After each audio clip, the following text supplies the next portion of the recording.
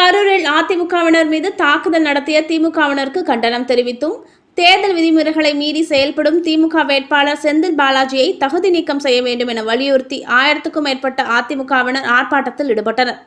கரூரில் நேற்றிரவு பிரச்சாரம் முடிந்து போக்குவரத்து துறை அமைச்சர் விஜயபாஸ்கர் சென்ற பிறகு அவரது உதவியாளர் மற்றும் அதிமுகவினர் மீது தாக்குதல் நடத்தினர். காயமடைந்தவர்கள் மருத்துவமனையில் சிகிச்சை பெற்று வரும் நிலையில் செந்தில் பாலாஜி மற்றும் அவரது ஆதரவாளர்கள் மீது நடவடிக்கை எடுக்க காவல்துறை மற்றும் தேர்தல் நடத்தும் அலுவலரிடம் முறைப்படி புகார் அளிக்கப்பட்டுள்ளது.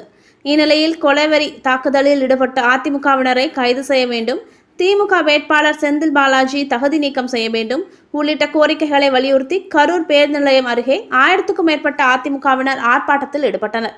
இந்த ஆர்ப்பாட்டத்தில் கரூர் மத்திய கிழக்கு மேற்கு நகர கழக செயலாளர்கள், ஒன்றிய செயலாளர்கள், தொண்டர்கள் உள்ளிட்ட பலர் கலந்து கொண்டு திமுகவிற்கு எதிராகவும் செந்தில் பாலாஜிக்கு எதிராக முழக்கங்களை எழுப்பினர்.